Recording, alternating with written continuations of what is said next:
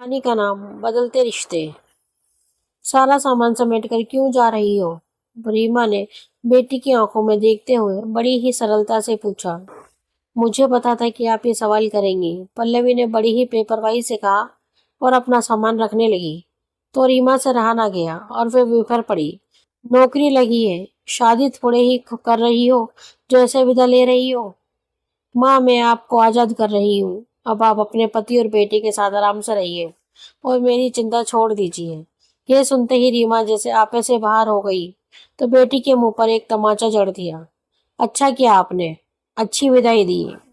एक बात आपको बताऊं कि ये नौकरी तो महज बहाना है। मुझे आप सबसे दूर जाना है।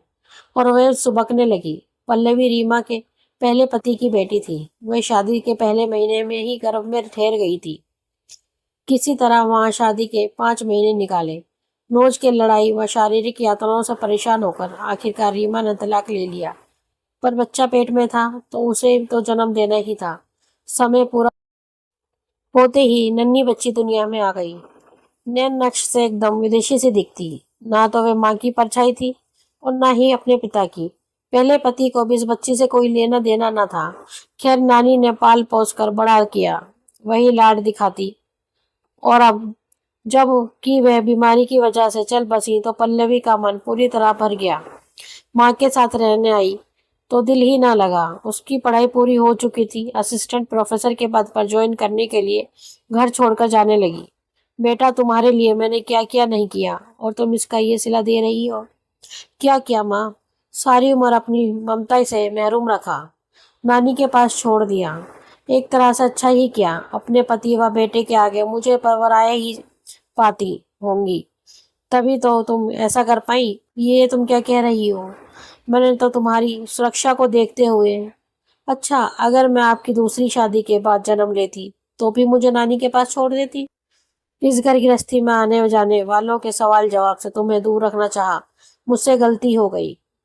आपने मुझे जन्म दिया था, आप मुझे साथ रख सकती थी। लोग 2 दिन बोलते और तीसरे दिन चुप हो जाते। मैं आपसे ऐसा क्या मांग रही थी? अपना हक ही ना। कुछ ज्यादा तो नहीं चाहा। रुपए पैसे की नहीं, बल्कि आपकी ममता की चाहत थी, जो आपके पास थी, पर मेरे लिए नहीं बल्कि अपने बेटे के लिए थी।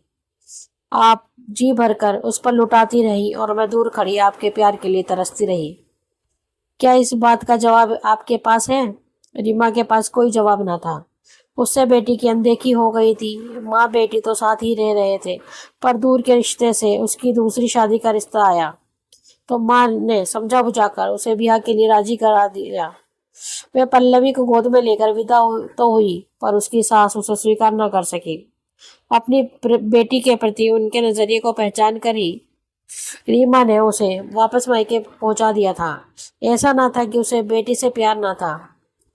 एक माँ का मन कचोटता तो था ही, फिर भी उसे विश्वास था कि वह नानी के साथ सुरक्षित है। बीच बीच में आकर मिलती।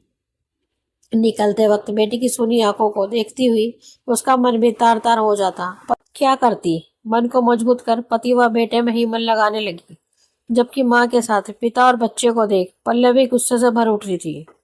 पर क्या करती? उसे पता था कि उसके पिता यानी माँ के पहले पति ने जो कुछ किया था वह उसी का खामियाजा भुगत रही थी।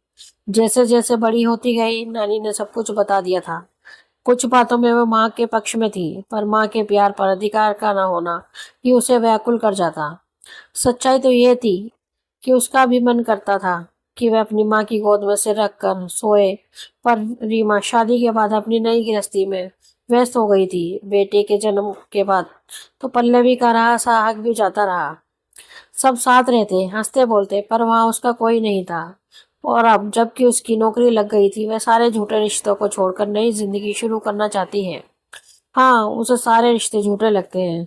सब कुछ दिखावा लगता है और सहन नहीं होता है। ऐसे भी जितना सहना था वह सह चुकी है। उसे सब भुलाकर अब वर्तमान में जीना है। और यही सोचकर उसने वाराणसी के एक प्रसिद्ध कॉलेज में आवेदन दिया और अच्छे अंकों के कारण उसे नौकरी भी मिल गई। वहां वे एक से बढ़कर एक लड़के उसके लिए विवाह का प्रस्ताव लेकर आए, पर उसकी रुचि उस ओर न थी। उसका मन तो अपने बचपन में ही अटका था। खुद को संभाल कर उसने अपने आप को काम के प्रति समर्पित कर दिया। पहले तो अपनी खोज खबर रीमा को फोन पर दिया करती, पर धीरे धीरे वह भी बंद हो गया। आज सुबह जब रीमा ने अखबार खोला तो देखा कि पल्लवी की तस्वीर फर्स्ट पेज पर छपी है। आगे का समाचार पढ़कर उसकी आंखों से आंसू झलक आए। उसकी बेटी को वाराणसी यूनिवर्सिटी की ओर से रिसर्च के लिए अमेरिका भेजा जा रहा है। साथ ही उसे यूनिवर्सिटी में स्थायी नौकरी भी दी गई है। ऑफर लेटर के साथ पल्लवी की तस्वीर देखकर गर्व से उसका सीना चौड़ा हो गया। आज उसे विश्वास हो गया कि उसकी जुझारू बेटी कोई आम बच्ची नहीं बल्कि असाधारण प्रतिभा की धनी है। उसके मन में आत्मग्लानि के ऐसे भाव उठे कि वह अपनी ही नज़र में शर्मिंदा महसूस करने लगी। बेटी के विदेश जाने से पहले अतीत की गलतियों के लिए माफ़ी मांगने की इच्छा हुई तो बिटिया से मिलने निकल पड़ी। मैं कमज़ोर थी बेटी, इसलिए दूसरों के अनुसार समझौते करती चली गई। मुझे माफ़ कर दे मेरी बच्ची। आपका अपना परिवार था जहाँ मेरा अपना कोई नहीं था। शायद इसी एहसास ने मुझे उन किताबों में डुबो दिया। और देखो ना, आज इनके बदौलत ही आप मुझे वापस मिल गई। पल्लवी बाहें फैलाए राह देख रही थी। मेरे बच्चे, मुझे तुम पर गर्व है। सीने से लगाकर इतना ही कहकर बरसों के दबे आंसू दोनों के को भिगो गए और ये महसूस हुआ सच्चा सुख मोहब्बत में है, ना कि नफरत में। असली राहत तो अपनों से मिलकर ही महसूस होता है और माँ बाप बेटी के रिश्ते से बढ़कर तो कुछ भी नहीं। एक खूबसूरत रिश्ता जो बनने की वाला था, वह नफरत की आग बुझते ही चमक उठा। आपसी भेदभाव बदल गए। जिन लोगों में उसे झूठ दिखता था वहां सच्चा प्यार नजर आने लगा। अतीत का दर्द कम हुआ तो राहत पाकर पल्लवी ने अपने कदम सुनहरे भविष्य की ओर बढ़ा लिए। दोस्तों, आपको हमारी ये कहानी कैसी लगी प्लीज़ कमेंट में हमें ज़रूर बताएं। कहानी पसंद आई हो तो अपने दोस्तों के साथ शेयर भी करें और हमारे चैनल को लाइक एंड सब्सक्राइब करना ना भूलें। धन्यवाद।